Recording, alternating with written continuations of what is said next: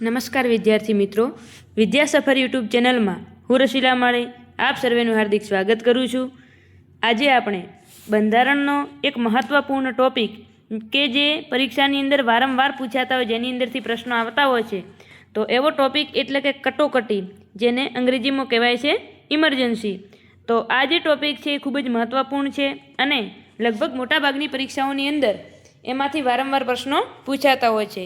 તો નાનકડો જ ટોપિક છે અને અંદર યાદ રાખવાના ફેક્ટર થોડા વધારે છે. તો ચાલો આજે આપણે આની શરૂઆત કરીશું કે એક જ લેક્ચરની અંદર આપણે આજે કટોકટી પૂરું કરી દઈશું.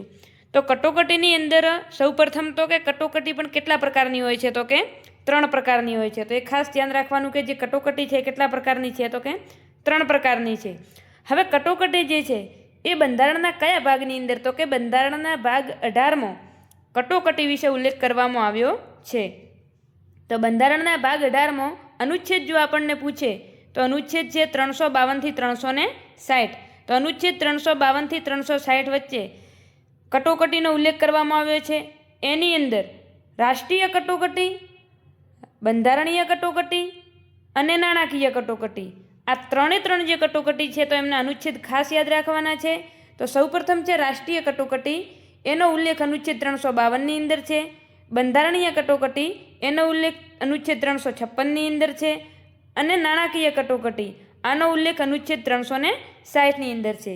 તો હવે તમે પૂછશો કે આ 355 અને 365 શું છે?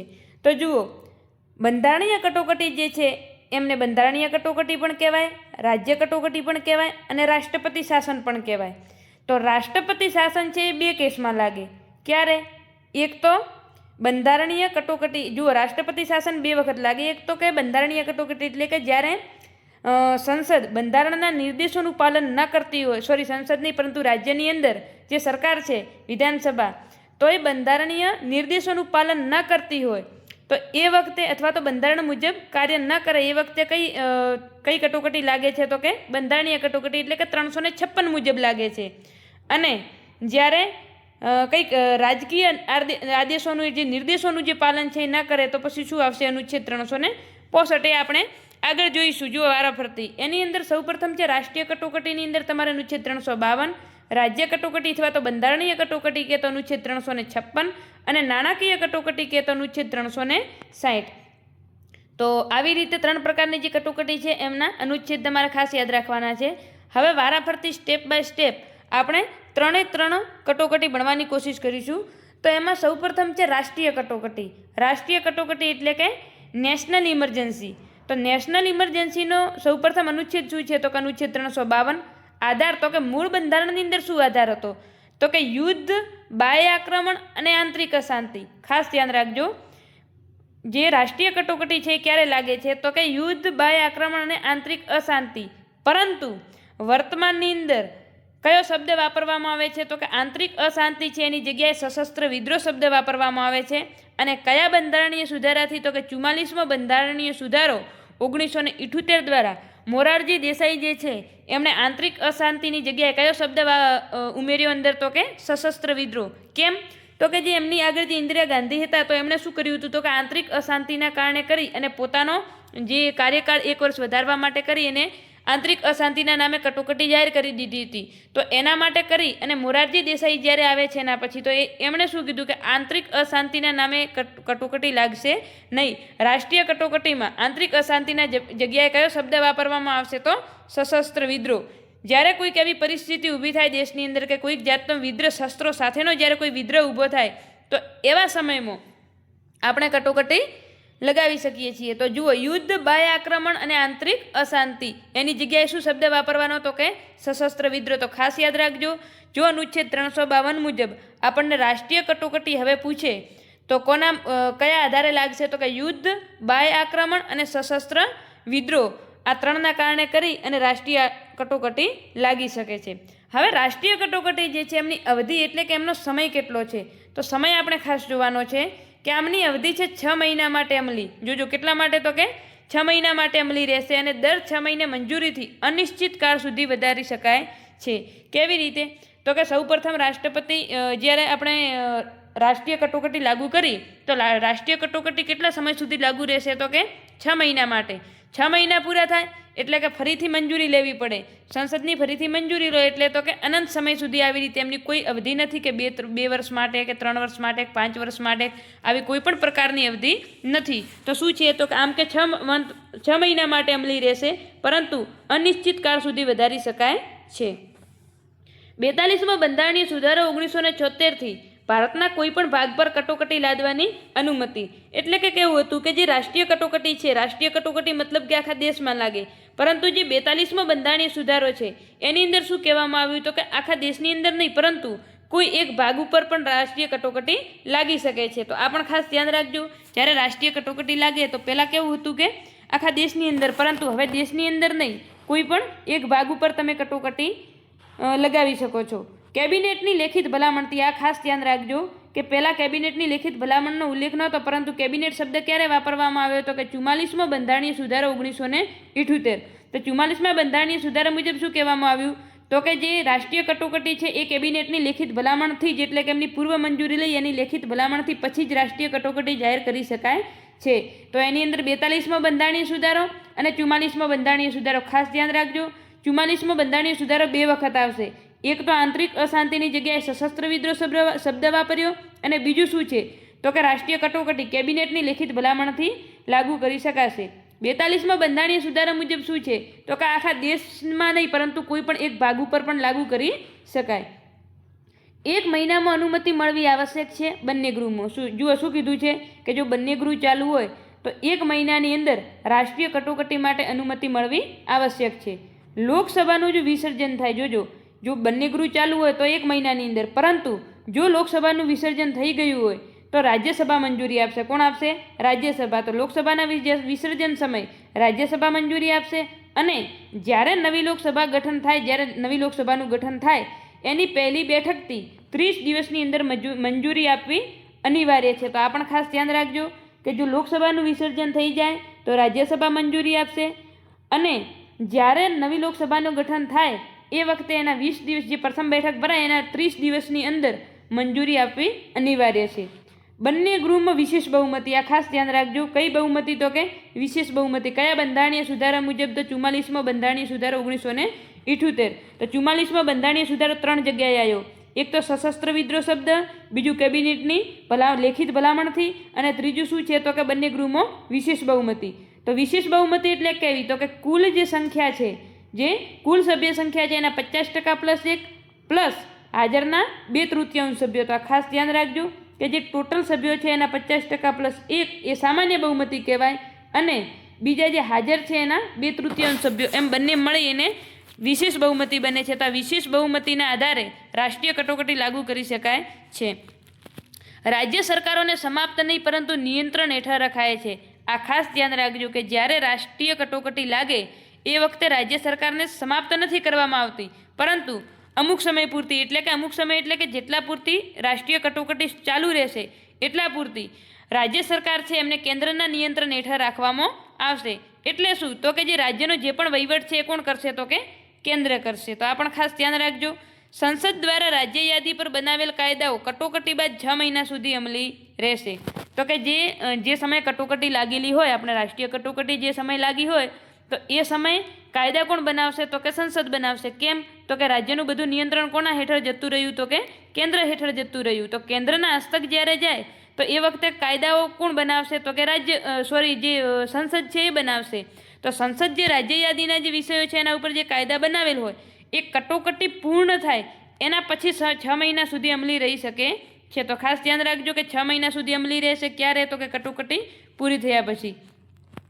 રાષ્ટ્રીય કટોકટીનો જે પ્રભાવ છે એ મૂળભૂત અધિકારો ઉપર. તો રાષ્ટ્રીય કટોકટીનો પ્રભાવ મૂળભૂત અધિકારો ઉપર ક્યારે પડે તો કે અનુચ્છેદ 358 અને અનુચ્છેદ 359 મુજબ. તો ખાસ ધ્યાન રાખજો, જો ફક્ત શબ્દ એવું કે મૂળભૂત અધિકારોને ક્યારે નિલંબન કરી શકાય તો 58 નહીં પરંતુ 359 મુજબ આવશે. 58ની અંદર શું છે તો એ પણ જોઈ લઈએ. તો કે અનુચ્છેદ 358 અંતર્ગત બાહ્ય આક્રમણ કે યુદ્ધથી લાગેલ કટોકટી દરમિયાન અનુચ્છેદ 19 હેઠળ અધિકારો મોકૂફ. આ ખાસ ધ્યાન રાખજો કે જો રાષ્ટ્રીય કટોકટી બાહ્ય આક્રમણ કે યુદ્ધના કારણે લાગી હોય તો અનુચ્છેદ 19 છે કેવું રહેશે તો કે મોકૂફ રહેશે. તો ખાસ ધ્યાન રાખજો કે 2 કારણો દર્શાવે છે. કયા તો કે બાહ્ય આક્રમણ અને યુદ્ધથી જો કટોકટી લાગી હશે તો અનુચ્છેદ 19 મોકૂફ રખાશે। 44મો બંધારણીય સુધારો 1978 મુજબ શું કીધું છે તો કે સશસ્ત્ર વિદ્રોહ હેઠળ અનુચ્છેદ 19ના અધિકારો મોકૂફ રખાતા નથી। તો ખાસ ધ્યાન રાખજો કે અનુચ્છેદ 358 અંતર્ગત શું કીધું છે તો કે અનુચ્છેદ 19 તમારે ખાલી યાદ રાખવાનું। શું યાદ રાખવાનું તો કે અનુચ્છેદ 358 એટલે કે અનુચ્છેદ 19। તો અનુચ્છેદ 19 મુજબ શું તો કે જે બાહ્ય આક્રમણ અને યુદ્ધથી લાગેલ કટોકટી હોય તો અનુચ્છેદ જે અનુચ્છેદ 19ના જે અધિકારો અનુચ્છેદ 19 મુજબ આપણને ખબર છે કે કયા અધિકાર છે તો કે વાણી સ્વાતંત્રતાનો જે અધિકાર છે તો એની અંદર શું છે જો 6 કે 7 પ્રકારના છે, હરવા ફરવાનો ને રહેવાનો ને એ પ્રકારના જે ટોટલી જે અનુચ્છેદ છે તો એની અંદર શું છે તો કે અનુચ્છેદ 358 અંતર્ગત બાહ્ય આક્રમણ અને યુદ્ધથી જો કટોકટી લાગી હશે તો અનુચ્છેદ 19 હેઠળ અધિકારો મોકૂફ રખાશે અને જો સશસ્ત્ર વિદ્રોહ હેઠળ જો કટોકટી લાગી હશે તો 19ના અધિકારો મોકૂફ રખાતા નથી। તો આ ક્યારેથી ઉમેરવામાં આવ્યું તો કે 44મા બંધારણીય સુધારા મુજબ। તો રાષ્ટ્રીય કટોકટી છે એની અંદર એક જ જગ્યાએ 42મો બંધારણીય સુધારો આવે છે, બાકી બધે કયો આવે છે તો કે 44મો બંધારણીય સુધારો। તો એ ખાસ ધ્યાન રાખજો 42મા બંધારણીય સુધારા અને 44મા બંધારણીય સુધારા।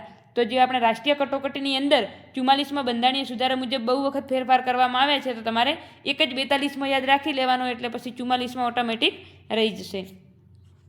ત્યારબાદ અનુચ્છેદ 358 ને અહીં છે અનુચ્છેદ 359। તો 58ની અંદર તો જોયું કે અનુચ્છેદ કયા હેઠળ અધિકારો તો કે અનુચ્છેદ 19 હેઠળ અધિકારો મોકૂફ અને 59 મુજબ શું છે તો કે અનુચ્છેદ 359 અંતર્ગત 20 અને 21 કોઈ પણ પરિસ્થિતિમાં મોકૂફ નહીં રખાય। તો કે અનુચ્છેદ જે 20 અને અનુચ્છેદ જે 21 છે 21ની અંદર શું છે તો કે આપણે જે દૈહિક સ્વતંત્રતા છે ને પ્રાણ અને દૈહિક સ્વતંત્રતા એ જે છે એ, અને 20ની અંદર શું છે તો કે કોઈ પણ એક જ જે ભૂલ હોય તો એના માટે ડબલ વખત સજા નહીં થઈ શકે એ પ્રકારનો કંઈક અનુચ્છેદ છે। તો આ જે 20 અને 21 જે અનુચ્છેદ છે એટલે કે એમના જે અધિકારો છે એ મોકૂફ થાય નહીં। તો ખાસ ધ્યાન રાખજો અનુચ્છેદ 359 અંતર્ગત બે બાબત ધ્યાન રાખવાની, કઈ તો કે એક તો 20 અને 21 મોકૂફ નહીં થાય અને એ સિવાય કયા કયા મોકૂફ થશે તો કે રાષ્ટ્રપતિ જે સૂચવશે એ। જો ઘણા વિદ્યાર્થી મિત્રોને પ્રશ્ન હોય છે કે જે રાષ્ટ્રીય કટોકટી લાગે તો એ કટોકટી દરમિયાન જે મૂળભૂત અધિકારો છે એ બધા મોકૂફ થાય છે, કયા થાય છે કયા નથી થતા। તો આની અંદર કોઈ ફિક્સ ન કહી શકાય કે કયા થાય ને કયા નહીં। હા, એક વસ્તુ કહી શકાય કે અનુચ્છેદ 20 અને 21 છે એ કોઈ પણ કાળે મોકૂફ નહીં થાય, પરંતુ એ સિવાયના જે અનુચ્છેદ છે એ અનુચ્છેદમાંથી એટલે કે એ સિવાયના જે અધિકારો જે છે એ અધિકારોમાંથી રાષ્ટ્રપતિએ કયા મોકૂફ રાખવા અને કયા ન રાખવા એ કટોકટી સમયે રાષ્ટ્રપતિ પોતે જણાવશે। તો આ ખાસ ધ્યાન રાખજો કે અનુચ્છેદ 359 અંતર્ગત રાષ્ટ્રપતિ જે મૂળભૂત અધિકારોને સ્પષ્ટ કરે તે મોકૂફ રાખવામાં આવે છે, પરંતુ 20 અને 21 સિવાયના। તો જે આપણને પ્રશ્ન પૂછાય છે કે મૂળભૂત અધિકારોને મોકૂફ રાખવા રાષ્ટ્રીય કટોકટી દરમિયાન એ કયા અનુચ્છેદની અંદર ઉલ્લેખ છે તો અનુચ્છેદ 358 નહીં આવે, પરંતુ કયો આવશે અનુચ્છેદ 359 આવશે। અનુચ્છેદ 358ની અંદર તો માત્ર શું ઉલ્લેખ છે કે જ્યારે યુદ્ધ અને બાહ્યાક્રમણના કારણે જ્યારે રાષ્ટ્રીય કટોકટી લાગે તો અનુચ્છેદ 19 મોકૂફ નહીં કરાય, અનુચ્છેદ 19 મોકૂફ કરાશે, પરંતુ જ્યારે સશસ્ત્ર વિદ્રોહના કારણે લાગે તો અનુચ્છેદ 19 મોકૂફ નહીં કરાય। તો એ પણ ખાસ ધ્યાન રાખજો। 59ની અંદર બે બાબત શું, આમ ગણો તો 59ની અંદર એક જ બાબત યાદ રાખવાની, કઈ રીતે તો કે 20 અને 21 સિવાયના જે પણ મૂળભૂત અધિકારો સૂચવે એ તમામ મૂળભૂત અધિકારો આપણે મોકૂફ રાખી શકીએ છીએ। કોણ સૂચવશે તો કે રાષ્ટ્રપતિ। તો આ પણ તમારે ખાસ ધ્યાને રાખવાનું છે, કારણ કે વારંવાર પ્રશ્નો અથવા તો જ્યાં કન્ફ્યુઝન કરતા પ્રશ્ન છે 58 ને 59ની અંદર જ છે, તો તમને સૂચવી દીધું છે અને બે વખત સમજાવી દીધું છે કે 58 પણ શું કહેવા માંગે છે અને 59 શું કહેવા માંગે છે। ત્યારબાદ આવે છે કટોકટી સમયે મૂળભૂત અધિકારો પર પ્રભાવ જર્મનીના વાઇમર બંધારણમાંથી લેવામાં આવ્યું છે। એટલે કે કોઈ પણ જે કટોકટી છે એ સમયે મૂળભૂત અધિકારો ઉપર જો જનરલ રીતે આપણને જો પ્રશ્ન પૂછે કે કટોકટી સમયે મૂળભૂત અધિકારો ઉપર પ્રભાવ એ કયા દેશના બંધારણમાંથી લેવામાં આવ્યું છે તો કયો આવશે તો કે જર્મનીનું। જર્મનીની જે સંસદ છે શું કહેવામાં આવે છે તો કે વાઇમર કહેવામાં આવે છે। એટલે કે જર્મનીના જે વાઇમર બંધારણમાંથી લેવામાં આવ્યું છે।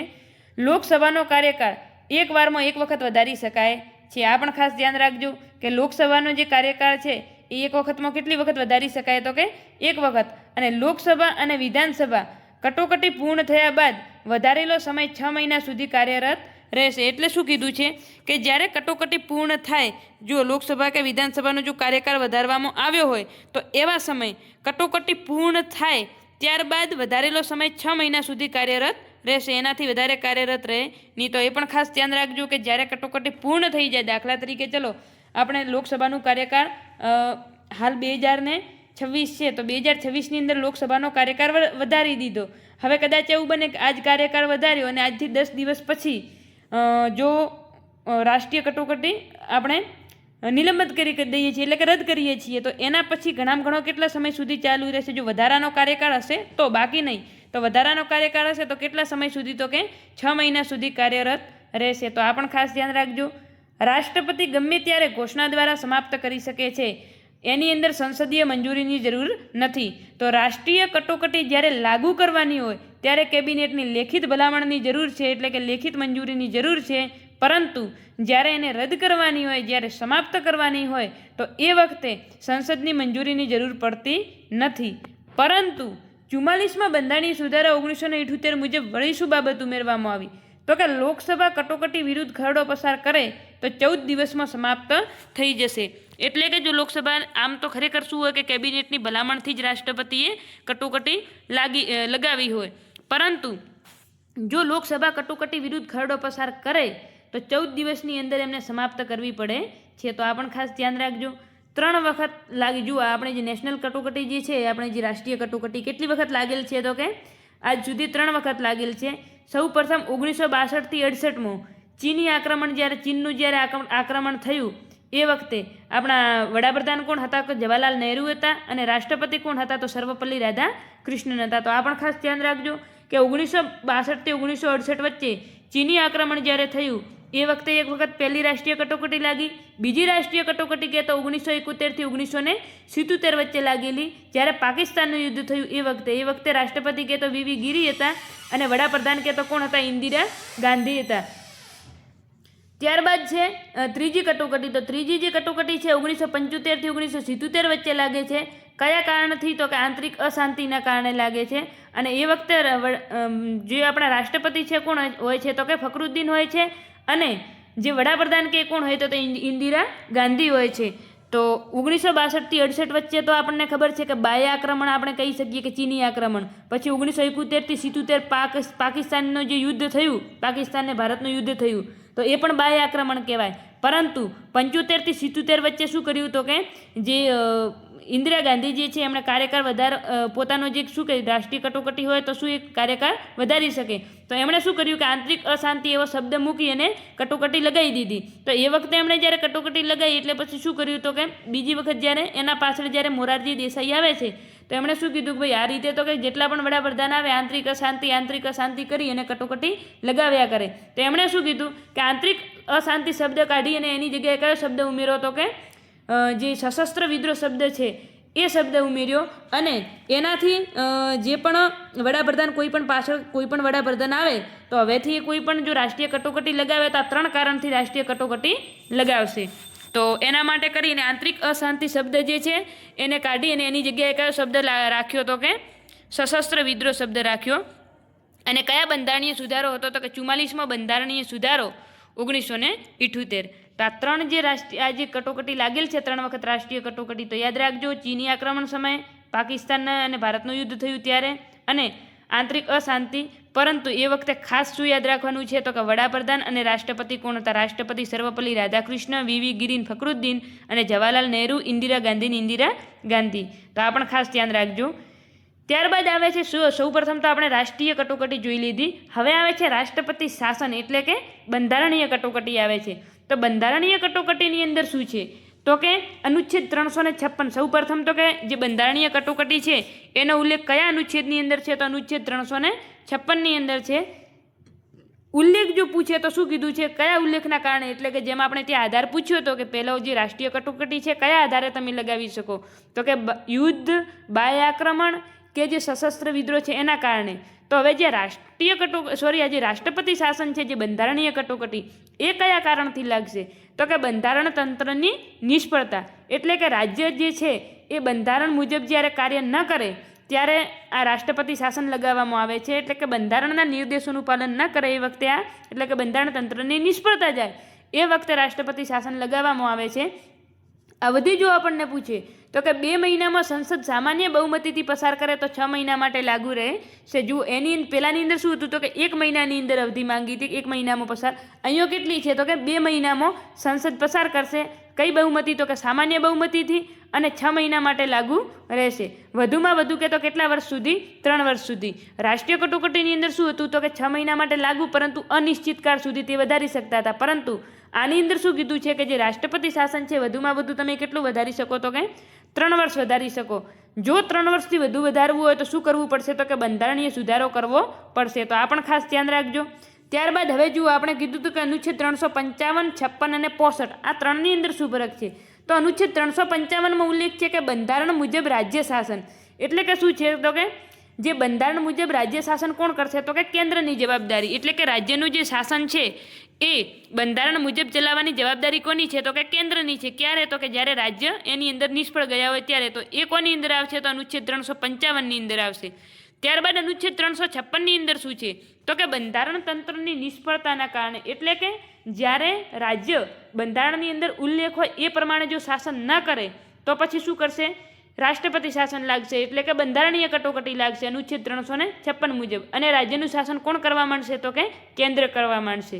અને અનુચ્છેદ 365 મુજબ શું છે તો કે સંઘના નિર્દેશોનું પાલન કરવામાં અસફળ, એટલે કે જ્યારે કેન્દ્રમાંથી જ્યારે કોઈક નિર્દેશો સૂચિત કરવામાં આવે છે તો એ જે કેન્દ્રના જે નિયમો હોય એ નિયમોનું પાલન કરવામાં જ્યારે અસફળ રહે, એટલે કે કેન્દ્રના નિયમોનું પાલન ન કરે એ વખતે પણ શું લાગશે તો કે રાષ્ટ્રપતિ શાસન લાગશે. એ કયા અનુચ્છેદ મુજબ લાગશે? તો અનુચ્છેદ 365 મુજબ. તો આ 3ની અંદર રાષ્ટ્રપતિ શાસન છે, પરંતુ 3ની અંદર કારણ અલગ અલગ છે. કે અનુચ્છેદ 355માં શું છે તો કે માત્ર કે શું છે તો કે બંધારણ મુજબ રાજ્ય શાસન કોણ કરશે તો કે કેન્દ્ર કરશે. તો 356ની અંદર શું છે તો કે જ્યારે બંધારણ તંત્રની નિષ્ફળતા જાય, એટલે કે જ્યારે બંધારણના જે નિર્દેશો છે એના વિરુદ્ધ જ્યારે કાર્ય કરે એ વખતે કેન્દ્ર જે છે એ રાજ્યનું શાસન કરશે. અનુચ્છેદ 365 છે એમાં શું છે તો કે સંઘના નિર્દેશો. તો આ બંધારણ તંત્રની નિષ્ફળતા અને સંઘના નિર્દેશોનું પાલન ન થાય એમાં 65 અને 56 અને 65 આ બંને ખાસ ધ્યાન રાખજો.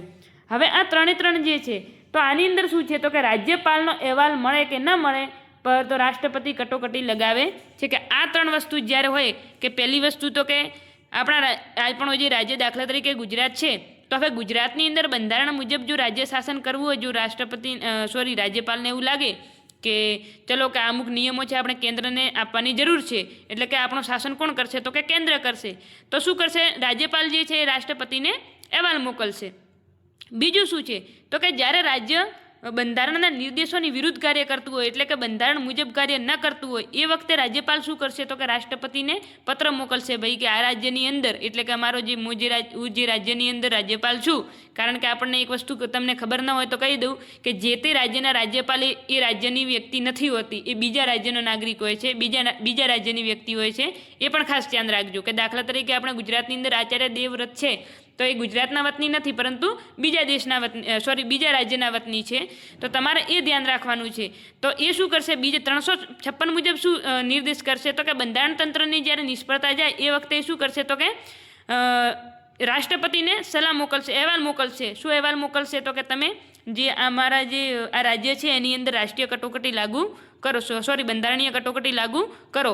અને 365 મુજબ શું છે તો કે સંઘના નિર્દેશોનું, એટલે કે કેન્દ્રએ જે નિયમો બહાર પાડ્યા હોય એના વિરુદ્ધમાં જ્યારે રાજ્ય કાર્ય કરતું હોય અથવા તો એ મુજબ ન ચાલતું હોય ત્યારે પણ રાજ્યપાલ જે છે એ રાષ્ટ્રપતિને અહેવાલ મોકલશે.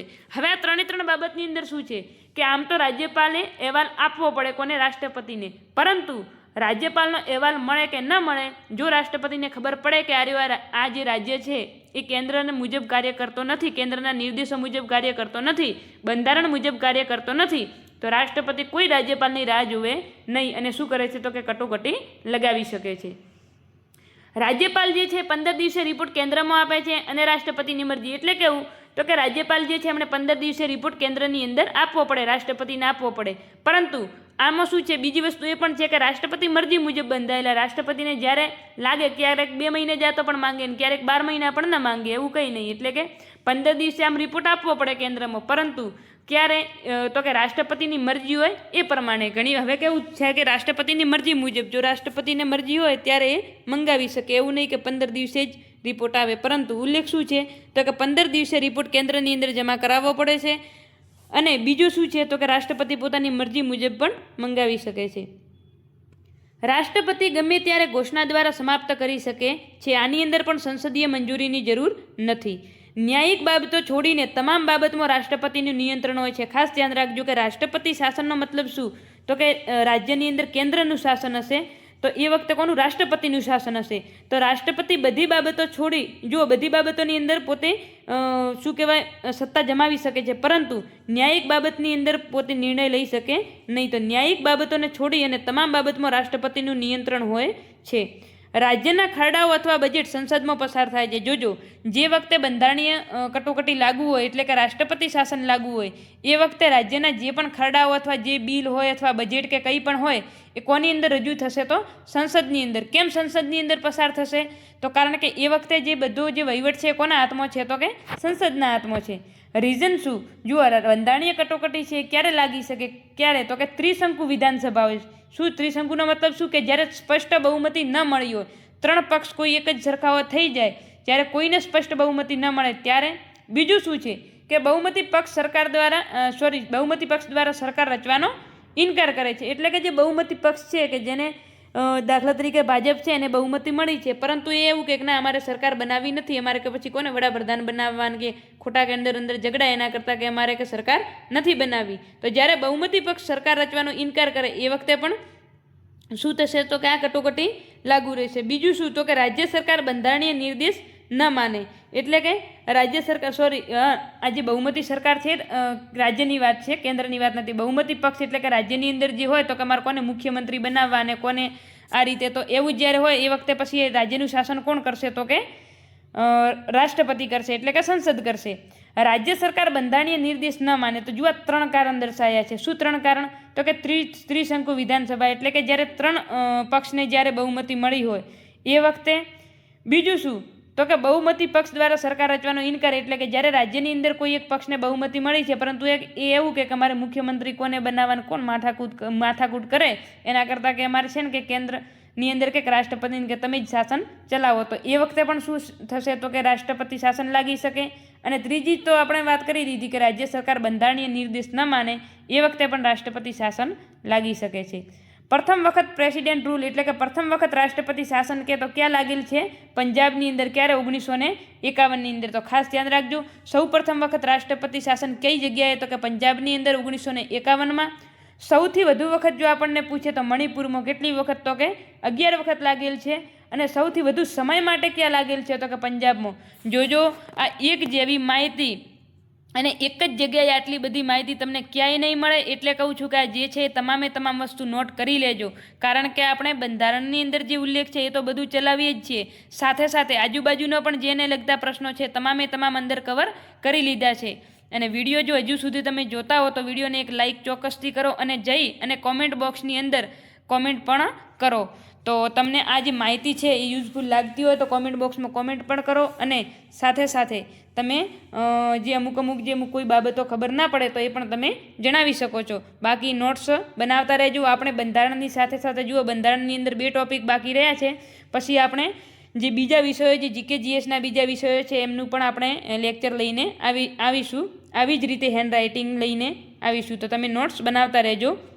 તો પ્રથમ વખત કે તો પંજાબની અંદર 1951માં, સૌથી વધુ વખત કે તો મણિપુરમાં 11 વખત, અને સૌથી વધુ સમય માટે કે એટલે કે સર્વાધિક અવધિ કે તો પણ પંજાબની અંદર આવશે.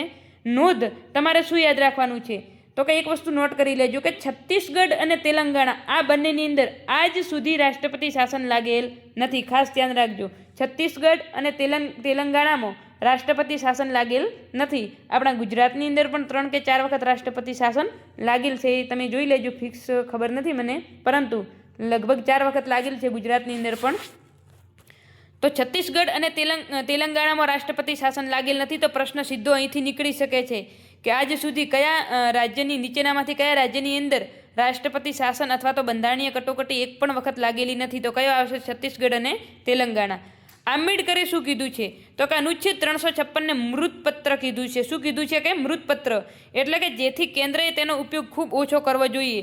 આંબેડકરે એવું કીધું છે કે અનુચ્છેદ 356 છે મૃતપત્ર છે. એટલે કે ક્યારે તો કે જ્યારે કોઈ પણ રસ્તો ન જણાય એટલે કે જ્યારે એવું થાય કે ના હવે ખરેખર રાજ્ય હદપાર કરી ચૂક્યો છે, એવી જ્યારે પરિસ્થિતિ આવે ત્યારે જ આ અનુચ્છેદ 356નો ઉપયોગ કરવો. એટલે કે એ વખતે જ રાજ્યનું શાસન કેન્દ્રએ લેવું. બાકી આમ તો જોવા જઈએ તો આમ તો કંઈક ને કંઈક બાના કાઢી અને કેન્દ્ર જે છે એ રાજ્યની અંદર શાસન કરવા માંડે.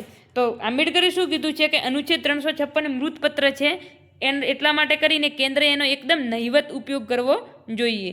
એસઆર બોમ્બઈ કેસ જે છે એની અંદર શું તો કે એસઆર બોમ્બઈ કેસ જે 1994ની અંદર આવે છે, એમાં અનુચ્છેદ 356ને દુરુપયોગ કરવો જોઈએ નહીં. જુઓ, એસઆર બોમ્બઈ કેસની અંદર શું કીધું કે જે અનુચ્છેદ 356 છે એનો દુરુપયોગ કરવો નહીં. દુરુપયોગ એટલે કેવી રીતે કે કેન્દ્રએ કોઈ ખોટા કારણ બતાવી અને રાજ્યનો વહીવટ છીનવી લેવાય નહીં.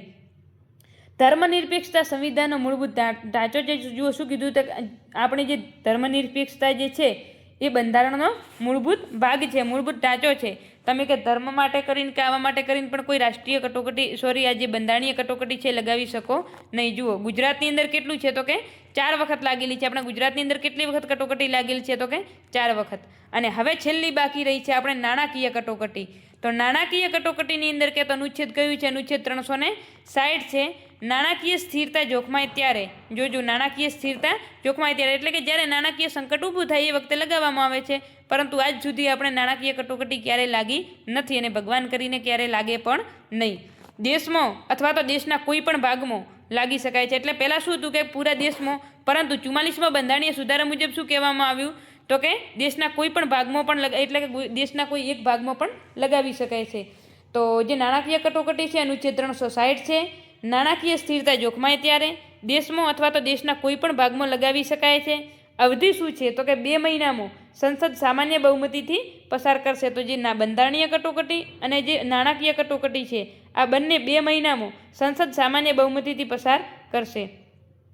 અનિશ્ચિત કાળ સુધી. જુઓ, સૌ પ્રથમ હતી રાષ્ટ્રીય કટોકટી અને છેલ્લા છે નાણાકીય કટોકટી. આ બંને અનિશ્ચિત કાળ સુધી. અને જે રાષ્ટ્રપતિ શાસન છે એ વધુમાં વધુ કેટલું તો કે 3 વર્ષ સુધી વધારી શકાય છે. લોકસભાનું વિસર્જન થાય તો રાજ્યસભા, આ તો 3ની અંદર સેમ આવશે કે જો લોકસભાનું વિસર્જન થાય તો રાજ્યસભા દ્વારા મંજૂરી આપવામાં આવે છે. અને જ્યારે લોકસભાની પ્રથમ બેઠક રચાય એના 30 દિવસની અંદર મંજૂરી મળવી અનિવાર્ય છે. ત્યારબાદ શું છે તો કે કેન્દ્ર રાજ્યોને નિર્દેશ કરી શકે છે. શું છે તો કે કેન્દ્ર જે છે રાજ્યોને નિર્દેશ કરી શકે છે. બધાના પગાર ભથ્થા ઘટે, પરંતુ રાષ્ટ્રપતિ, ઉપરાષ્ટ્રપતિ અને રાજ્યપાલના પગાર ભથ્થા ઘટતા નથી. તો આ પણ ધ્યાન રાખજો કે કેન્દ્ર રાજ્યોને નિર્દેશ કરી શકે છે, બધાના પગાર ભથ્થા ઘટે, પરંતુ રાષ્ટ્રપતિ, ઉપરાષ્ટ્રપતિ અને રાજ્યપાલના પગાર ભથ્થા ઘટતા નથી. એક પણ વખત લાગુ કરાઈ નથી. આ પણ ધ્યાન રાખજો. આ તમને કીધું કે આપણે જે નાણાકીય કટોકટી છે એક પણ વખત લાગુ થઈ નથી અને ક્યારે થાય પણ નહીં. રાષ્ટ્રપતિ ગમે ત્યારે સમાપ્ત કરી શકે છે, એની અંદર પણ સંસદીય મંજૂરીની આવશ્યકતા નથી. તો આપણે જે 3 કટોકટી જે છે સૌપ્રથમ કઈ હતી તો કે રાષ્ટ્રીય કટોકટી, ત્યારબાદ છે બંધારણીય કટોકટી, ત્યારબાદ છે નાણાકીય કટોકટી. તો રાષ્ટ્રીય કટોકટીની અંદર 352 અનુચ્છેદ, પછી બંધારણીય કટોકટી છે એમાં 356, 365 અને 355. પરંતુ આપણે શું યાદ રાખવાનું છે? 356 મુજબ આવશે. બંધારણીય કટોકટી આવશે. રાષ્ટ્રપતિ શાસન કે તો 355, 365 ને 356 આવશે. અને છેલ્લે આવે છે નાણાકીય કટોકટી, અનુચ્છેદ 360. તો 3 જે કટોકટી છે એ આપણે જોઈ લીધી છે. આ તમારે બધી બાબત જે છે એ તમારે નોટ કરી લેવાની છે અને ખરેખર ખૂબ જ યુઝફુલ માહિતી છે. જે પરીક્ષાની અંદર આપણે પૂછાઈ શકે છે એવી તમામ માહિતી કવર કરી લીધી છે. તો જો વિડીયો ગમ્યો હોય તો વિડીયોને લાઇક કરો, ચેનલને સબસ્ક્રાઈબ કરો અને વધુમાં વધુ તમારા મિત્રો સુધી શેર કરો, જેથી કરી અને દરેકને આનો લાભ થાય. જય હિન્દ, જય ભારત.